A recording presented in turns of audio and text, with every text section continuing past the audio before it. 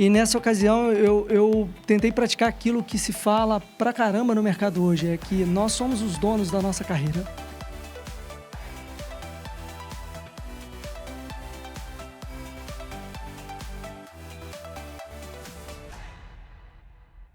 Um dia de gravações aqui no Entrevista 50 CIOs é repleto de surpresas. Amigos que já conhecemos de longa data e amigos que temos a oportunidade de construir agora uma relação conectada com o coração e principalmente conhecendo histórias de pessoas e profissionais que têm um sonho e esses sonhos estão sendo concretizados, realizados. Marcelo Neder, um prazer poder te receber aqui na NetGlobe. Como você mesmo diz, né? Seja bem-vindo à Disneylândia do Workplace. Seja muito bem-vindo. Obrigado. Prazer é todo meu, Renata. Muito obrigado. Obrigado pela oportunidade de compartilhar com a comunidade de tecnologia, com jovens, né? Sou um fã do projeto 50 CIOs e poder contribuir um pouquinho com ele, deixar esse legado é realmente um privilégio para mim. Legal. Marcelo, um prazer poder te receber aqui na nossa empresa. Você tão pertinho de nós, morando em Indaiatuba, né? Mas com um desafio enorme de poder cuidar de uma operação, né? Em todo o nosso país e sempre muito bacana. Então, super feliz de te receber. Marcelo, você é um bom mineiro, né? Um mineiro de Leopoldina, né? Muito próximo ali de Juiz de Fora. E uma coisa muito legal de conhecer um pouco mais a sua história é saber da importância que tem família para você, né? Você é uma pessoa que tem as referências, né, muito forte no seu pai, né? Ou seja, em pessoas que te ajudaram muito na trajetória. Vamos começar falando um pouquinho de infância? Como que foi a sua? Vamos lá. Bom, então sou um mineirão mesmo, né, do interior, cidade pequena de 50 mil habitantes, Leopoldina. Vivi e cresci lá até os meus 17 anos, quando mudei para Juiz de Fora, né, uma cidade que era a cidade de referência da região, também uma cidade mineira. E vim de um ambiente bastante familiar, com bastante cuidado e bastante privilegiado do ponto de vista de uma infância típica de uma cidade pequena, né, com brincar em rua, né, ter amigos que eu coleciono desde essa época, sítios, coisas leves, né? E os meus valores, né, foram certamente muito moldados lá, lastreados aí na minha base familiar.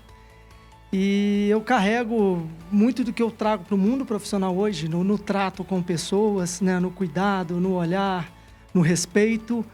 Aquilo que eu vivi e cultuei lá naquela base da cidadezinha de Leopoldina, né, que é uma cidade que eu procuro estar lá sempre que posso, né, e fazer um paralelo e ao mesmo tempo me reenergizar para atuar, né, com todo vigor nesse mundo profissional. Que legal.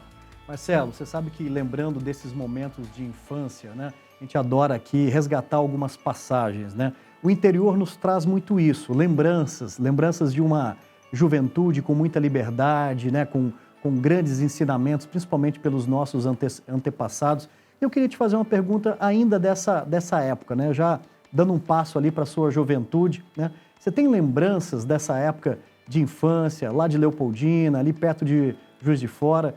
O que você lembra dessa época?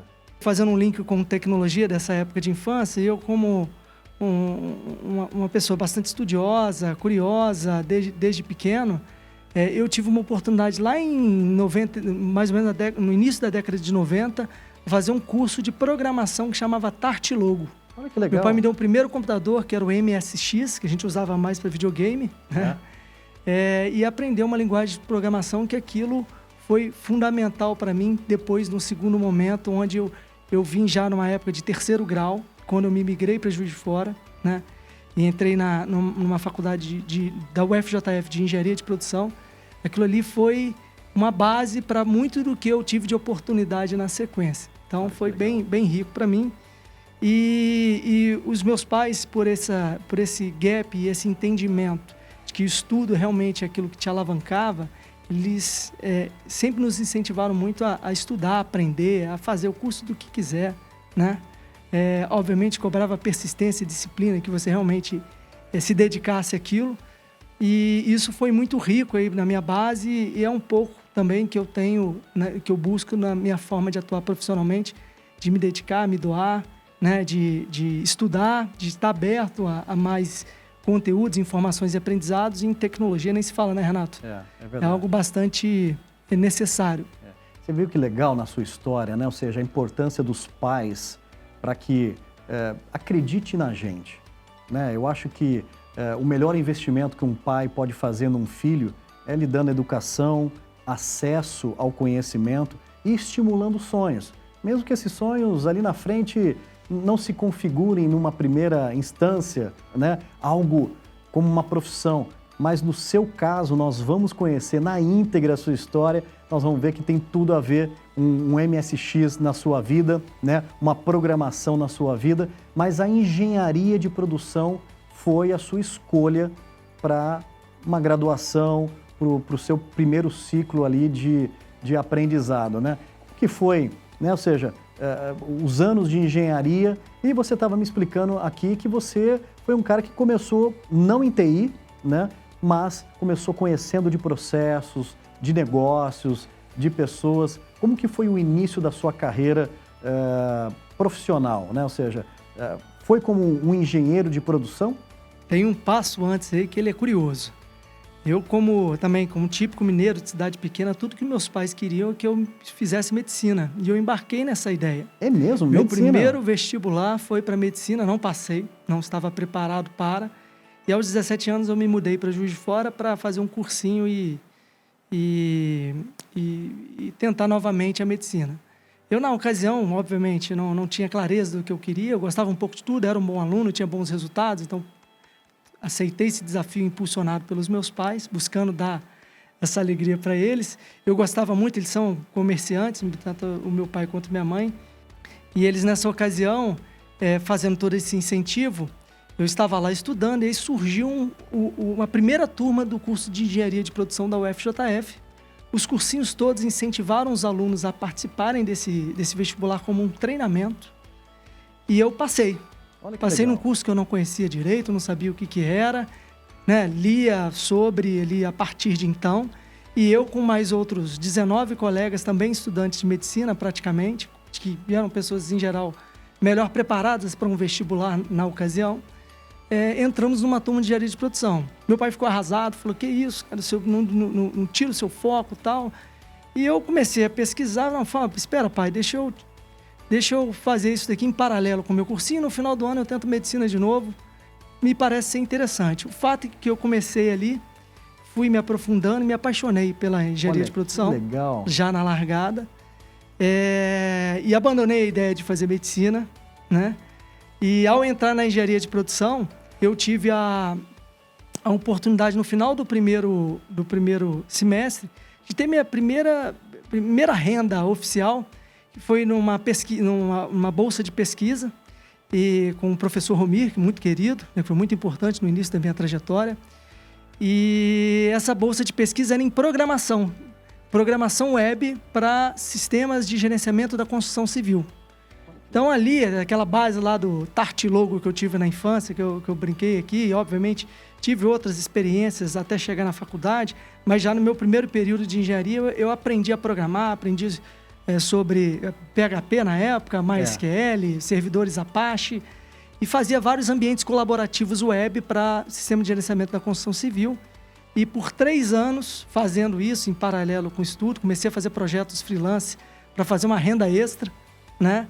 Aquilo ali foi muito rico para mim do ponto de vista de aprendizado.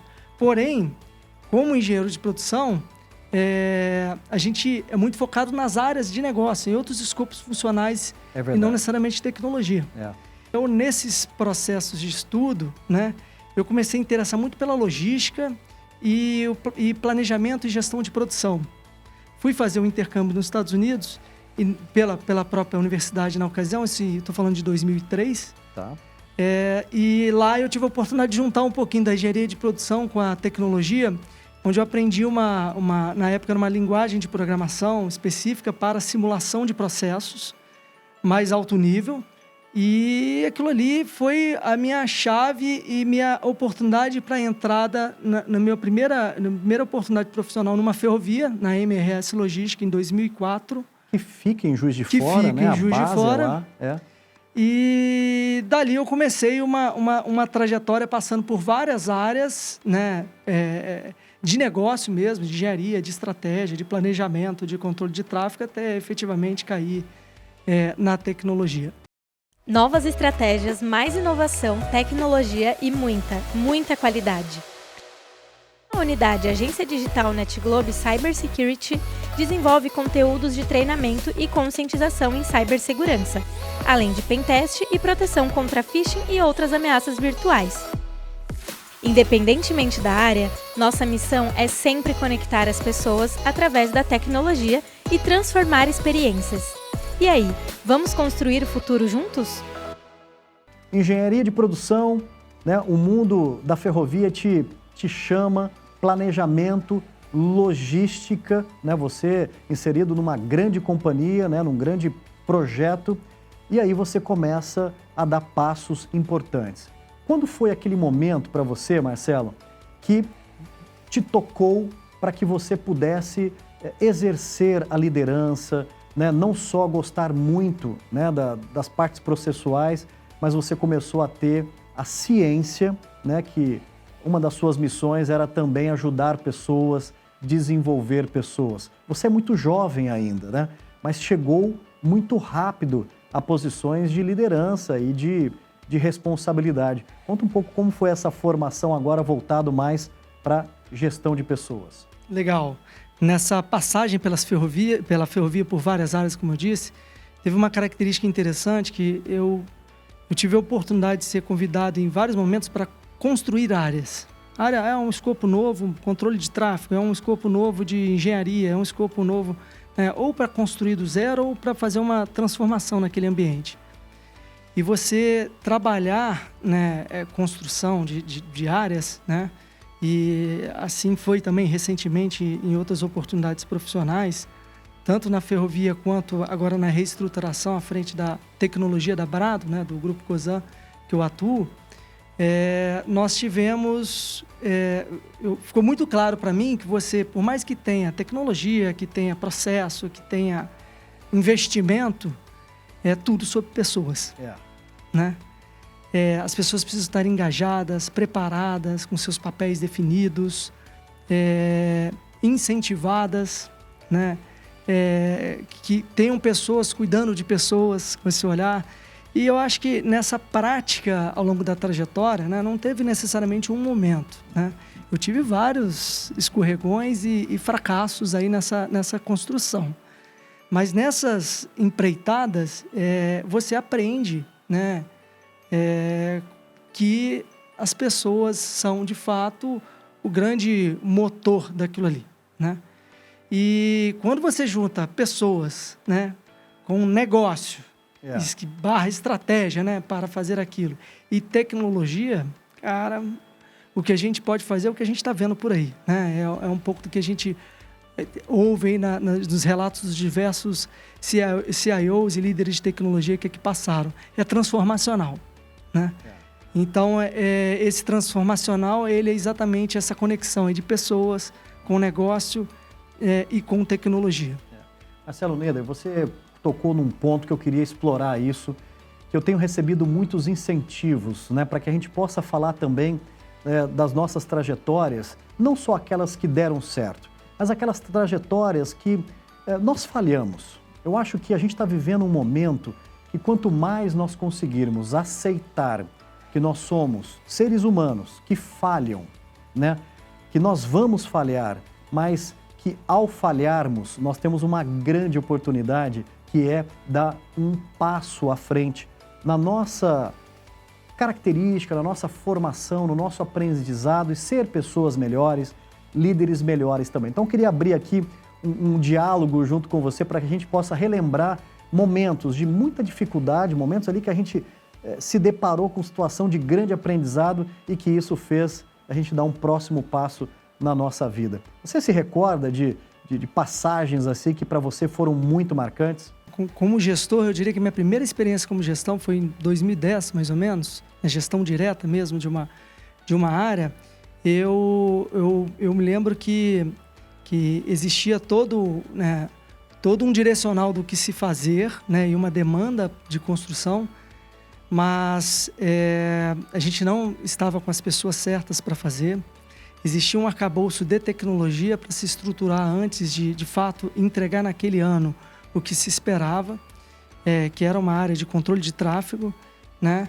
E a própria dor do aprendizado, né? Quando você está à frente primeiro de uma equipe, um perfil diferente. Até então eu trabalhava muito com times mais menos operacionais, né? Com instruções mais elevadas em áreas de engenharia, e fui para uma área um pouco mais operacional, ter minha primeira experiência de gestão de fato.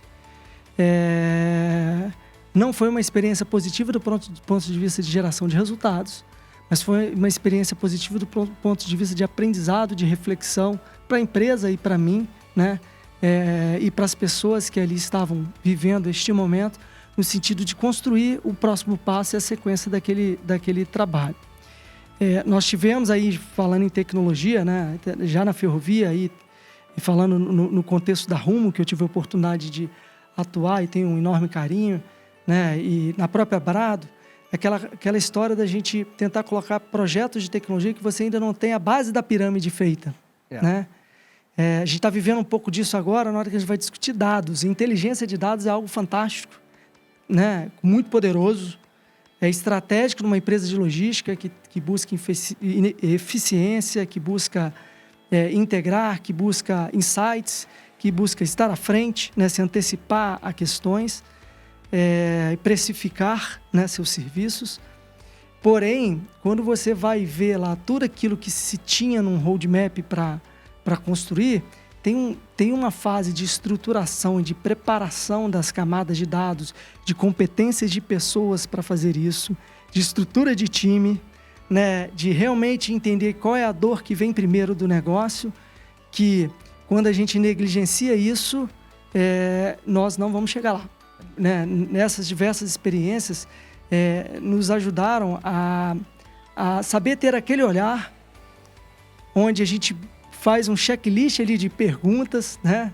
E de entendimentos para ver se está no momento certo, se eu estou com a estrutura correta, se eu realmente sei qual é a dor, se eu sei qual é o problema e não necessariamente estou pensando na solução, né? A gente ouve isso muito, né? Fazer mais perguntas do que vir com respostas. É verdade. Né?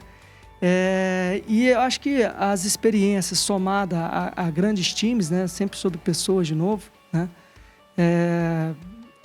Isso nos dá uma skill ali de maturidade, de aprendizado, que evita uma série de falhas, porque você já passou por elas ou porque aprendeu com experiências de outras pessoas que passaram por elas. E te permite não só lidar com as falhas, mas usufruir delas e fazer um resultado mais interessante aí nos negócios. Muito legal. Estou adorando essa sua visão. Eu acho que essa simplicidade, né? Ou seja, esse aprendizado contínuo de entender que o ciclo das coisas, né, tem uma lógica, tem um porquê, né, e aprender com isso é muito legal. Marcelo, uma coisa legal que a gente gosta de abordar aqui também na entrevista é falar de momentos que foram momentos assim de escolha, né? Construir uma carreira, né, e uma carreira executiva, ela é feita de você saber arriscar, saber o momento de, né, ou seja, retroagir, momento de avançar e principalmente tomar escolhas, né, ter escolhas, né? Você lembra na sua trajetória, sabe aquele momento que a gente chega numa encruzilhada, né? Você tem ali, olha, para a esquerda você vai sentido Rio de Janeiro, né? Para a direita você vai para Belo Horizonte, né? Teve uma passagem na sua vida que você teve que parar, respirar e dizer o seguinte: poxa, eu acho que daqui eu preciso tomar uma escolha porque vai me levar para destinos realmente diferentes. Teve momentos assim que você se viu nessa encruzilhada? Vou colocar um exemplo específico de 4 anos atrás. Eu vinha numa carreira consolidada e bastante feliz, né, de 15 anos aí numa ferrovia em Minas, né? Estava aí casado com minha esposa Otávia, com as minhas crianças Lara e Matheus, de 6 e 4 anos, que na ocasião tinham 2 anos e pouquinho, e o Matheus com meses. E tomamos uma decisão de mudança de carreira, de vida, né, de buscar outras oportunidades que atendessem aí, obviamente, à realidade da nossa família. E aí eu desmamei de Minas, eu virei um paulista aqui do interior.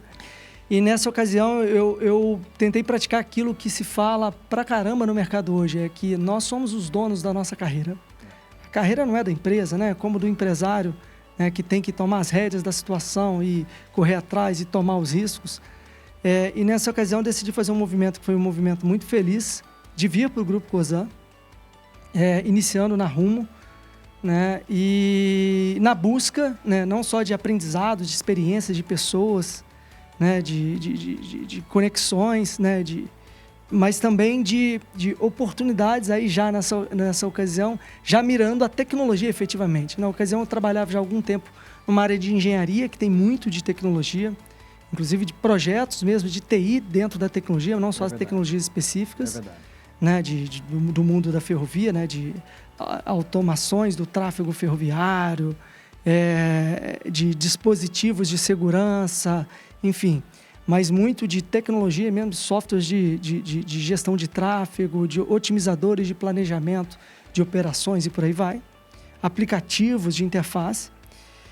E ali, né, vem aquele frio na barriga de uma mudança de cidade para um lugar que você não conhece ninguém, sua esposa também fazendo uma transição de carreira, crianças pequenas, sem toda aquela cadeia de ajuda para te suportar. Mas eu acho que é aí que você, se desafiando, saindo da zona de conforto, estando, obviamente, num lugar muito fértil, como eu tive o privilégio e a oportunidade de estar, de aprender pra caramba, né? Então, neste momento, o mundo da tecnologia, de fato, se abriu para mim, né? Sejam nos projetos, no roadmap da empresa, do que tinha por se construir, nas oportunidades internas. E dali eu comecei a viver ali áreas de tecnologia, de TI mesmo, operação de TI, NOC, sustentação, um pouco de infraestrutura ainda nessa ocasião, num segundo momento mais, e também passar por experiências de projetos mais aplicados, bastante ousados, eu diria, né? Tinha os projetos mais arroz com feijão, não necessariamente fáceis, mas do ponto de vista de inventividade e inovação eram mais commodity por aí, mas também eu tive a oportunidade de experimentar alguns projetos que eram fronteira da tecnologia ali no contexto da ferrovia. E aí dali, né, só para mostrar o quão virtuoso foi, eu tive a oportunidade de assumir uma área de tecnologia inteira, né, da operação à transformação digital, dentro de uma outra empresa e negócio do grupo, na Brado Logística, e que até aqui, sem sombra de dúvidas, do ponto de vista de desenvolvimento de liderança, de saber lidar com outro público, num mundo que tem um negócio de logística multimodal, que ele traz desafios muito diferentes da ferrovia, que é fantástica, né? Mas ele depende da ferrovia para se fazer como negócio, gerar o valor que ele se propõe a gerar. Eu tive muitos aprendizados e foi exatamente aquela decisão lá em 2019, de uma decisão de família, né? De mudança conjunta, que abriu uma série de portas e um novo mundo realmente para mim. Tá aí. Olha, duas coisas que eu posso dizer nessa sua decisão. Parabéns por ter escolhido não só o Grupo Cosan, esse grande desafio, né, um dos maiores grupos empresariais do nosso país, né, uma referência, né, e você também ter escolhido vir para uma das cidades com o melhor IDH do Brasil. Né? Eu acho que a escolha de Indaiatuba é uma cidade, poxa, que seus filhos, né, a sua esposa vão agradecer imensamente, né, pela qualidade de vida, né, pela segurança e por tudo, né, que vocês vão construir. Muito bacana, parabéns pela decisão. E fico feliz, viu, Neder, de ter você, né, um grande profissional, né, da engenharia, da logística, dos processos, do mundo das ferrovias, né? Ou seja, eu acho que a TI brasileira ganha muito, né, contando com uma mente disruptiva, de pensar diferente como você. Então, assim, um mega prazer poder te entrevistar, né, te dar as boas-vindas a esse fabuloso mundo da tecnologia. E falando em TI, chegou aquele momento de nós deixarmos uma mensagem, né? Uma mensagem para aquela pessoa que está nos assistindo e fala assim, pô, mas será que eu consigo também? Pô, eu sou aqui de Leopoldina, eu sou do interior de algum lugar do Brasil, né? Pô, tô pegando o caso do Neder, né? Pô, e aí? Né? Então, vamos deixar uma mensagem, seja para os jovens ou seja para aqueles mais experientes, né, que querem se desafiar, que querem seguir um caminho que eles possam colher um futuro bacana lá. Que mensagem deixaríamos? Perfeito. Bom, em primeiro lugar, venha para a tecnologia. Existem muitas oportunidades, o mercado mundial, apesar dos layoffs, ele enfrenta, na verdade, uma tendência crescente aí de shortage de profissionais, que na verdade é uma escassez de profissionais, e é um mundo bastante amplo. Eu costumo dizer que a tecnologia ela tinha que estar nas cadeiras de base de várias graduações e de várias formações de base, desde a escolinha das crianças, né? Como eu tenho filhos, eu vejo quanto que ela faz diferença nessas formações, porque ela te dá base para o que o mundo está mostrando, né, de caminho para frente. Não se limite a negar isso, né? Então, venha para a tecnologia. E fazendo um paralelo com a minha história, não se preocupe com o seu caminho, não existe receita de bolo, né? O 50 CIOs nos mostra isso, né? Várias histórias lindas, né, que no final levam a aprendizados, dores, felicidades e sucesso. E o seu caminho é o caminho que você escolher com a sua realidade, né? Procure dar o melhor de você mesmo, sempre. Quando fala de competição, compita consigo. É importante a gente ter essa provocação interna. Mas, por outro lado, mais uma dica, quando você vai lidar com pessoas, deixa essa competição de lado. Tem que ser, a colaboração é algo cada vez mais nobre e privilegiado no mercado de trabalho. Respeite, né? Seja empático, seja uma pessoa agregadora. E, por último, fazendo um gancho com o que o Renato provocou aqui, de vindo de uma cidade pequena, né? Hoje, você que vem de uma cidade pequena, né? Às vezes com pais que têm uma realidade, que têm uma dificuldade de te orientar na profissão que você quer seguir, e muitas vezes com uma situação financeira mais desfavorável, você tem condição de competir de maneira mais fair, né, mais igual, com pessoas mais privilegiadas de outros ambientes, em função da quantidade de comunidades que a gente tem de ajuda, de mentorias, de cursos online, de cursos grátis, né, nas diversas redes sociais que aí existem para permear isso. Então, explorem isso, né, se orientem, né, bebam dessa fonte, né. E eu acredito que vocês vão se surpreender com a quantidade de profissionais experientes que têm o prazer, né, de doar tempo deles, né, como vários colegas fizeram aqui no 50 CIO, para contribuir com a formação e crescimento e desenvolvimento de vocês.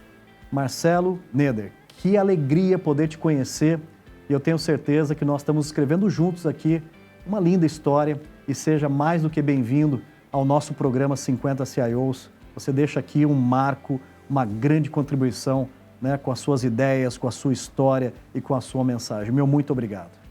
Eu agradeço, o prazer é todo meu mais uma vez, Renato. Muito obrigado, valeu.